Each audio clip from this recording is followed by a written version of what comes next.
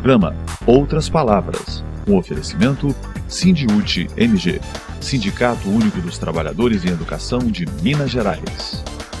Olá, acompanhe nesta edição. Movimentos populares, sociais e sindicais intensificam as mobilizações pelo plebiscito popular da reforma política.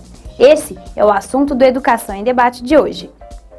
Educadores municipais de Ribeirão das Neves votam em assembleia greve de advertência de 48 horas. Veja no Choque de Realidade. No momento CUT Minas, os impactos da terceirização para os trabalhadores do segmento das telecomunicações. Integrante da Coordenação Nacional do Movimento dos Trabalhadores Sem Terra, MST, e da Via Campesina, João Pedro Stedley, esteve na sede do Sindicato dos Bancários em Belo Horizonte para um debate de formação e construção do plebiscito da reforma política, que será realizado de 1º a 7 de setembro deste ano. Durante o evento, ele deu uma entrevista exclusiva ao Outras Palavras. Na oportunidade, conversou conosco sobre os desafios da conjuntura e o plebiscito de uma constituinte exclusiva e soberana do sistema político brasileiro. Educação em Debate. João Pedro Stedley esteve em Belo Horizonte falando aos movimentos sociais, populares e sindicais sobre o plebiscito da reforma política. Segundo ele, essa é uma reforma que nem os governantes deste país, nem tampouco o judiciário querem fazer. Como objetivo principal, criar um espaço de reflexão política para que num ambiente plural, de unidade entre os vários movimentos populares, como ficou claro na apresentação, nós pudéssemos fazer reflexões coletivas sobre a situação da luta de classes no Brasil hoje. João Pedro, como está a organização do plebiscito da reforma política? Bem, felizmente, a partir das mobilizações do ano passado, nós criamos uma ampla coalizão de todos os movimentos populares que atuam no Brasil, desde as centrais sindicais até as pastorais e correntes partidárias. E essa coalizão abraçou com uma plataforma unitária nós fazer um trabalho político para levar o debate no meio da população sobre a necessidade de fazermos uma reforma política no país. Porque do jeito que a situação está, nenhuma proposta de melhorias para a vida do povo, como é a redução da jornada de trabalho para 40 horas, como é a universalização da educação e os 10% do PIB para a educação, como é a reforma agrária, passa no Congresso atual, porque é um Congresso majoritariamente conservador. Então, é preciso ter uma reforma política nesse país que devolva o poder político ao povo. E isso está difícil de acontecer? Quais são os principais desafios para que o povo consiga ter vez e voz no Congresso? O povo brasileiro, qualquer um que tu pergunte na rua, está puto da cara com os políticos, puto da cara com os partidos. Mas ele não sabe que tipo de mudança precisa ser feita, porque ele não debate. Então o nosso papel como movimentos populares é fazer um verdadeiro mutirão daqui para diante para debater com o povo que tipo de mudança você quer na política brasileira, que pode ir desde o financiamento público das campanhas, porque hoje os deputados e governantes são reféns das empresas que financiam as campanhas e depois mandam deles, depois que eles se elegem, até a forma de eleger as pessoas que garanta que a mesma composição que há na sociedade em termos de pobres, trabalhadores, representação étnica, negros, mulheres, esteja também refletida no Congresso. Por exemplo, a sociedade brasileira tem 53% de mulheres. E por que só tem 8% no parlamento? Então tem que ter um mecanismo que garanta que as mulheres possam ser eleitas. 65% do povo brasileiro é negro e mulato. E por que só tem 3% de negro e mulato no Congresso? É porque os pobres não têm direito a se eleger.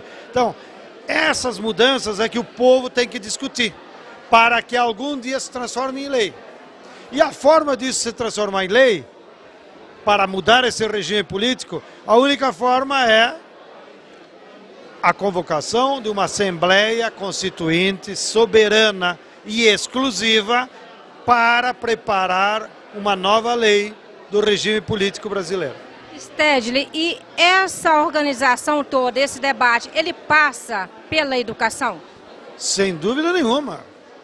O trabalho que nós estamos nos propondo é um trabalho essencialmente de educação popular, que devemos fazer nas paróquias, nas igrejas, nos bairros, nos sindicatos e na sala de aula, porque é a essência da democracia. O que é a educação? A educação é para que as pessoas tenham conhecimento, tenham consciência da realidade que vive. Nesse caso, é o conhecimento sobre o poder político, é o conhecimento sobre o funcionamento do Estado, do governo, sobre o funcionamento da sociedade. Então, a nossa campanha do plebiscito é essencialmente uma campanha de educação popular, para que o povo tenha conhecimento sobre como funcionam as regras da política no país. Há uma expectativa de onde vai chegar essa proposta, quando ela chega, como ela chega, porque a reforma política é um discurso antigo, né? Claro, todo mundo fala, mas ninguém quer, dos políticos. Então, a nossa campanha, depois da conscientização, ela teria um momento importante, que é na Semana da Pátria, do 7 de setembro, nós fazermos uma votação simbólica, que nós chamamos de plebiscito popular, baseado numa pergunta: você, cidadão brasileiro, quer ou não a convocação de uma Assembleia Constituinte soberana e exclusiva para debater a reforma política?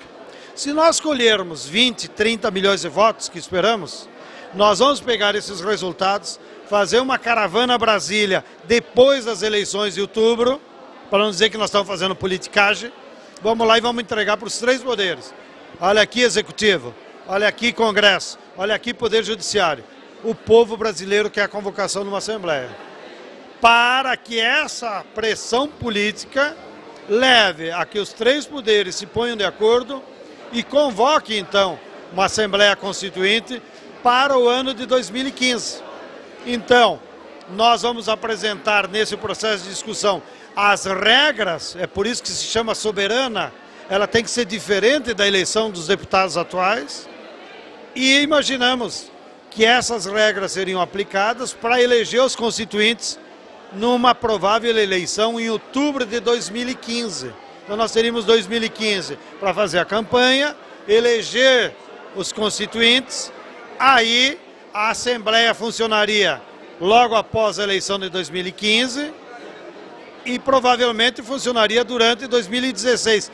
Para então, nas eleições gerais de 2016, nós já aplicar as novas leis que a Constituinte determinaria. Você foi muito claro, a classe política não quer reforma política. E aí a gente entende legislativo e executivo nesse bojo. Mas e o judiciário? Também não quer? O judiciário é pior ainda. Vou pegar por parte. A Dilma, logo depois das mobilizações de junho e julho, queria uma reforma política e queria a Constituinte. Poder Executivo se manifestando. Ora, ela foi boicotada, primeiro pelos seus ministros, ministro da Justiça, o vice-presidente, e foi boicotada pela própria base parlamentar dela no Congresso, que não quiseram.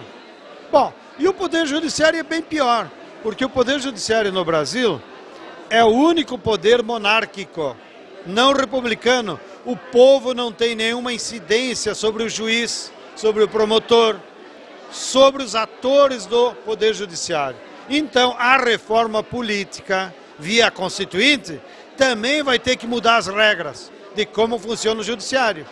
Por exemplo, o presidente da República hoje escolhe a mais alta corte, que é o Supremo Tribunal Federal. E o sujeito fica lá a vida inteira. Agora o ministro Toffoli, de 42 anos, foi escolhido. Sabe até quando que ele vai ficar lá? Até completar 70 anos. Mas isso é um absurdo. Isso não é igreja, não é papado. Ou seja, o Poder Judiciário tem que ter mandato também. Você vai ser ministro por 4 anos. Você vai ser membro do Tribunal de Justiça, que é de Belo Horizonte, por 4 anos. Por que tu fica a vida inteira? E aí quem que te fiscaliza? Ninguém fiscaliza juiz. O cara decide da cabeça dele, como se fosse o poder absoluto, e ninguém pode contestar. Então, uma reforma política vai ter que democratizar também o processo de escolha do Poder Judiciário. Uma reforma política pressupõe que essa cadeira tem que girar. Claro, a reforma política é para democratizar a sociedade brasileira e para acontecer aquilo que o nosso mestre, o maior jurista constitucionalista do Brasil, defende, que é o professor Fábio Comparato, lá de São Paulo. Ele diz o seguinte: a Constituição é clara, todo poder político vem do povo e o povo é o primeiro que deve exercê-lo. Então, nós temos que voltar a ter plebiscitos convocados pelo povo. Se o povo elegeu o governador, que fez um monte de mentira, e no segundo ano o povo percebe, não é isso que ele prometeu, o povo tem que ter o direito de ir lá e destituir o governador e eleger outro. E assim o vereador, assim o prefeito, assim o deputado. Então a reforma política é para devolver para o povo o que está na Constituição, que é o poder político é do povo e é ele que tem que escolher. Obrigada, Estédio. Obrigado a vocês.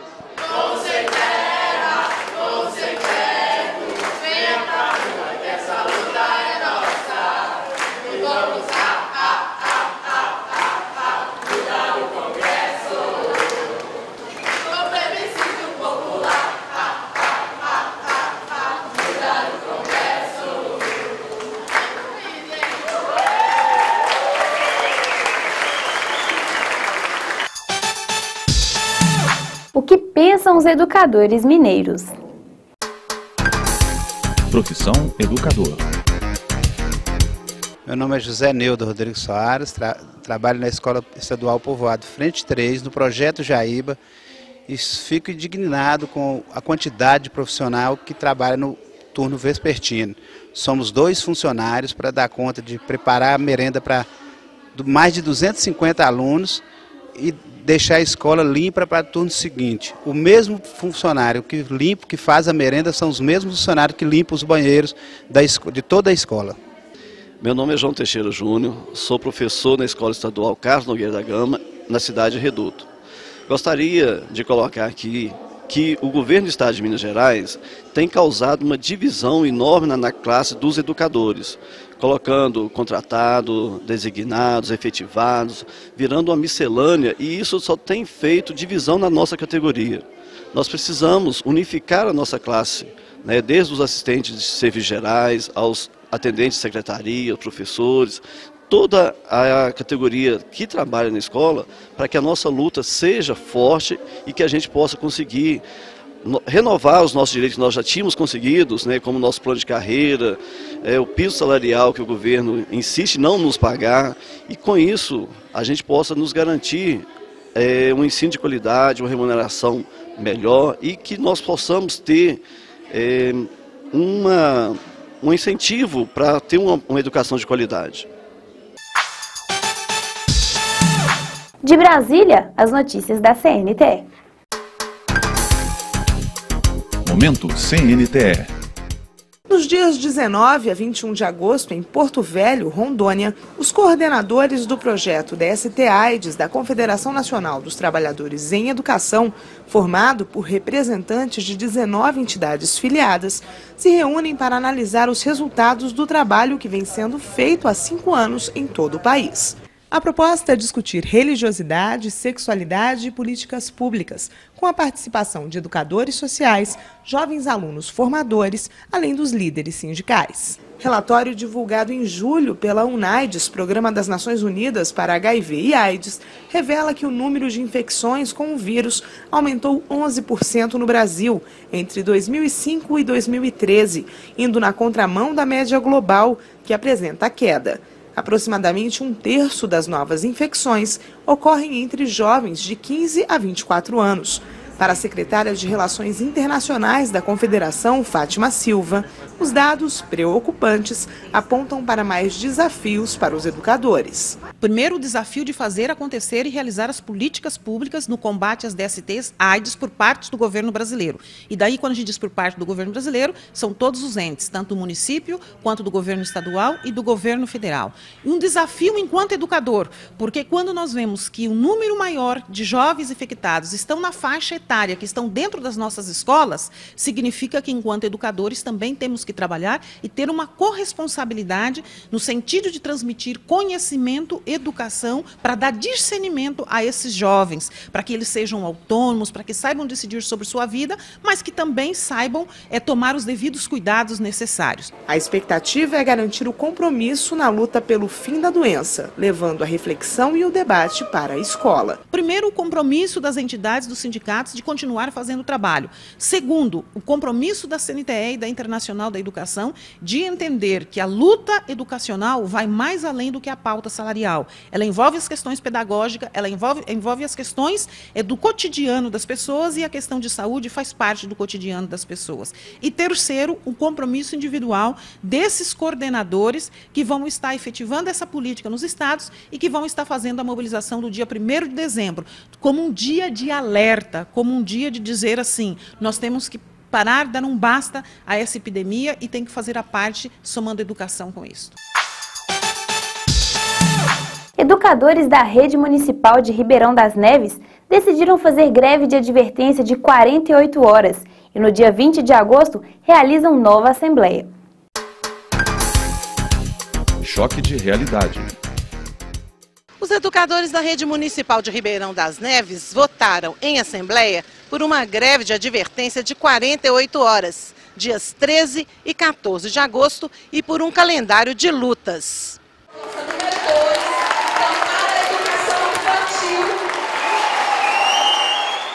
O objetivo do movimento é que a prefeita Daniela Correia acelere as negociações. Caso contrário, a categoria pode deflagrar uma greve por tempo indeterminado. A próxima assembleia da categoria acontece dia 20 de agosto. Educação exige valorização. Só que a prefeitura, por questões lá que eles não falam pra gente, não tem pago o aluguel da minha escola. E o proprietário, diversas e diversas vezes, faz visitas às nossas escolas, cobrando tanto dos professores quanto da diretora da escola o pagamento do aluguel. Quem tem que pagar o aluguel é a prefeitura e não os servidores, como eu, como a diretora da minha escola, como meus colegas. É necessário dizer que nós estamos numa situação muito difícil, porque a escola, há 2 anos atrás, houve uma rachadura na escola. A escola foi notificada pela Defesa Civil, mas não foi interditada. Mas essa rachadura começou a aumentar cada vez mais e mais. Que depois das férias, que eles podiam ter resolvido essa situação dessa rachadura, não resolveram. Depois eles vieram com a notícia que iam simplesmente fechar a escola. Eu me sinto desrespeitada e ao mesmo tempo me coloco na situação daquele pai, daquela mãe que não tem como pagar para o filho ficar numa escola, numa creche. Não tem como ter uma educação para o filho. Estamos todas revoltadas e queremos soluções. Nosso salário é um salário mínimo. Eu encostei, eu estava ganhando um salário mínimo, é uma vergonha. E nós estamos aqui lutando para que isso venha melhorar, porque estamos cansadas. Hoje somos capacitadas para fazer um serviço legal, estamos fazendo, mas a prefeita nada tem feito por nós. Eu participei ano passado da mesa com ela. Foi falado que ia mudar a nossa nomenclatura e até hoje nada, foi só promessas. Os principais problemas da Rede Municipal de Ribeirão das Neves são a escala de pagamento, aqui os trabalhadores recebem salário com escala de pagamento. A Prefeitura Municipal não pratica a Lei Federal 11.738, portanto aqui não tem o piso salarial profissional nacional e nem 1/3 da jornada para estudo e planejamento. Os diretores de escola aqui são indicados pelos vereadores, não há gestão democrática na administração da escola. O plano de carreira só contempla professores e especialistas, então o restante da categoria que está na escola não é contemplado pelo plano de carreira. E a questão mais grave, além dessas todas, as questões de infraestrutura. As escolas não têm infraestrutura, funcionam em locais que não foram feitos para ser escola, funcionam em cômodos de comércio, em casas alugadas, em barracões, e essa situação a categoria não suporta mais. A Prefeitura ofereceu 3,15 de reajuste, que foi considerado pela categoria insuficiente, porque 3,15 não cobre sequer a inflação do período a inflação de 2013. Tire sua dúvida com o Departamento Jurídico. Tira dúvidas.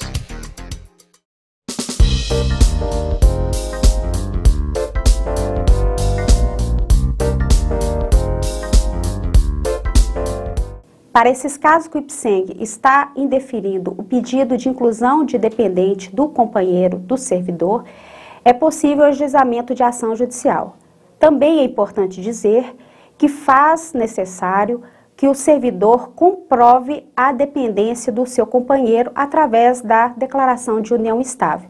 Os demais documentos estão elencados no kit de justiça, que pode ser encontrado no site do Sindiúte. No momento CUT Minas, os impactos da terceirização para os trabalhadores do segmento das telecomunicações. Fernando Antônio Pereira Cansado diz que a terceirização é um dos processos mais perversos de precarização do trabalho neste segmento. Acompanhe a entrevista. Momento CUT Minas. Continuamos o debate sobre terceirização. O nosso convidado de hoje, Fernando Cansado, ele é coordenador geral do Sintel, que é o Sindicato dos Trabalhadores em Telecomunicações de Minas Gerais. Cansado, agradeço a sua presença aqui no programa Outras Palavras. Muito obrigado. Quando começou o processo de terceirização na sua categoria? Esse processo inicia-se em 74 e de uma forma bem frágil, bem fraca, principalmente com construção civil, linhas de dutos e caixas subterrâneas. O incremento, a violência maior dessa terceirização passa a ocorrer um pouco antes da privatização do sistema Telebrás e massivamente após a privatização.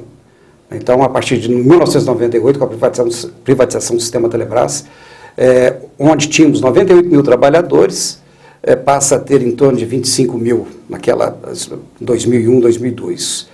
Hoje, estima-se, alguns processos de terceirização foram revertidos, ocorreram alguns fenômenos de primarização do setor em algumas áreas. Hoje, estimamos que tenhamos no sistema como um todo, direto e indireto, em torno de 35 mil trabalhadores e uns 150 mil terceirizados. E quais foram os impactos da terceirização para os trabalhadores? A precarização, né, quando falamos de terceirização, estamos falando de precarização, temos que entender isso, porque você tira condições de trabalho, precariza-se as condições e as relações de trabalho, avilta-se as condições salariais, tudo isso faz com que os trabalhadores percam direitos. Com a perda dos direitos, muitos desses trabalhadores saem da empresa e vão para essas empresas terceirizadas. Aventuram-se a compor empresas que nós chamamos de PJs, né, empresas jurídicas, que é composta por uma ou duas pessoas, e assim se vê uma forte condição de precarização do trabalho. Com isso, quem sofre a consequência maior é a população. Exatamente sobre isso, Cansado. A ideia dessa série de debates sobre a terceirização é mostrar para a população que ela é a principal prejudicada. Então, na sua área de telecomunicações, quais foram os impactos da terceirização para a população? Um dos primeiros sintomas do setor, quando ocorre a privatização, a partir de 2000, é o aparecimento, o surgimento de call center. Porque antes a telefonista, que tinha todos os direitos preservados, dignidade no trabalho, 6 horas de trabalho, né? Acaba-se com esse setor e constitui-se os call centers. O call center é uma tragédia na vida nossa, do trabalhador e da população, porque de um lado o trabalhador sofre forte pressão através do patrão e através da população, né? E são mal treinados, não têm qualificação adequada para exercerem o que fazem. Além disso, o pessoal das empresas, das operadoras também sofrem com isso, pois não há um treinamento adequado. E a tecnologia do setor exige que esses trabalhadores das operadoras tenham um treinamento adequado, e também não só das operadoras, mas das terceiras, que tenham um treinamento, porque se lida com tecnologia de ponta, que muda a todo instante. E com essa mudança, se o desempenho, se o trabalho deles, o treinamento deles não estiver acontecendo de acordo, quem vai pagar por isso é a população, será a população. A população paga um preço exorbitante. Hoje as empresas, as operadoras sofrem o maior processo, um grande número de processos de justiça do trabalho, além de forte reclamação dos PROCONs de todo o estado, de todo o Brasil. São as campeãs em reclamações em todos os estados. Né? Na sua avaliação, melhorou a prestação de serviços nesta área? Não. Não só não melhorou, como, além de ter piorado a prestação de serviço, você paga-se um preço exorbitante pelo serviço prestado, que é de péssima qualidade, principalmente o serviço móvel. Né? Hoje, eu participei recentemente da CPI da Assembleia, e uma coisa que constatou-se é isso. Há uma retração no mercado da rede fixa, obrigando o trabalhador, a população, os trabalhadores de forma geral, principalmente a classe média, média-baixa, o trabalhador de periferia, a usufruírem, a tentarem ter o telefone móvel. Com isso, as operadoras, as permissionárias, não dão essa condição, não dão essa condição e saturando a rede móvel. A rede fixa retrai-se, não tem mais orelhão, não tem mais essa condição, porque dá muito, o custo, onera muito o custo. Eles tiram isso, obrigando a população a buscarem um telefone móvel. E elas não prestam serviço adequado. Então fica-se a estagnação do setor de telefonia móvel, e a consequência, a precarização profunda, a baixa qualidade da rede fixa. Não há manutenção preventiva, os projetos de rede, para a expansão da rede, não atende a população. Tá certo? Então, o serviço hoje é muito precário, muito ruim, enquanto as empresas transnacionais mandam para o exterior, para as matrizes delas, bilhões de dólares. Né? E assim, a pergunta que fica, por que o serviço lá é de primeiro mundo, de excelente qualidade, e aqui é prestado dessa forma, tão precário, tão ruim, tantas reclamações em todos os estados do Brasil. Reclamações constantes que as assembleias de 16 estados fizeram as CPIs e constataram praticamente a mesma coisa. Falta de investimento, precárias condições de trabalho, baixo atendimento à população. Então assim, as condições das torres instaladas não atendem a população, saturando o serviço. Né? Bom, Cansado, para finalizarmos, qual a importância, então, dessa luta contra a terceirização? Bem, nós sofremos na carne esse processo, a partir de 98, de forma massiva.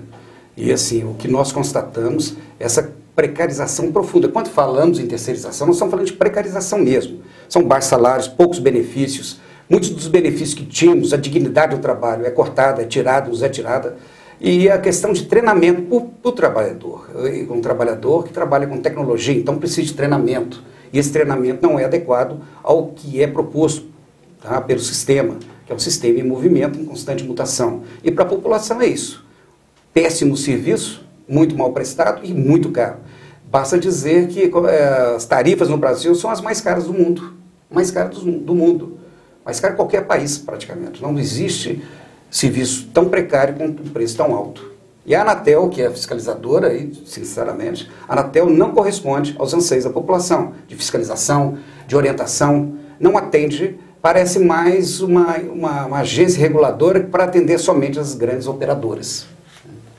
Você pode conhecer um pouco mais a realidade dos trabalhadores em telecomunicações. Aquela pessoa, por exemplo, que te liga oferecendo um produto, que é o call center, agora você sabe em que condições essa pessoa trabalha e o quanto é importante que a gente lute contra a terceirização para melhorar as condições de trabalho destes trabalhadores e de outras categorias profissionais. Cansado, obrigado pela participação.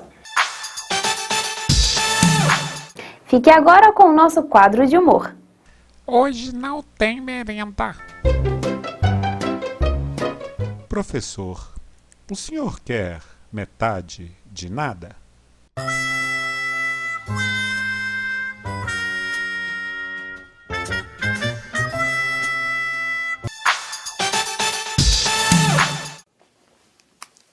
Oi, eu sou comediante e muita gente me acha engraçado, mas o assunto agora não pode virar piada. Imagine, professores adoecidos sem piso salarial que não podem sequer comer na escola, salas de aula superlotadas, escolas funcionando no lugar onde já foi um motel e outra em um posto de gasolina. A maioria das escolas sem quadra de esporte ou refeitório. É difícil acreditar que tudo isso não seja uma piada, mas essa, infelizmente, é a realidade das escolas estaduais. Nos últimos anos, o governo de Minas deixou de investir mais de 8 bilhões de reais em educação. Não deixe que a educação em Minas se torne uma piada de mau gosto.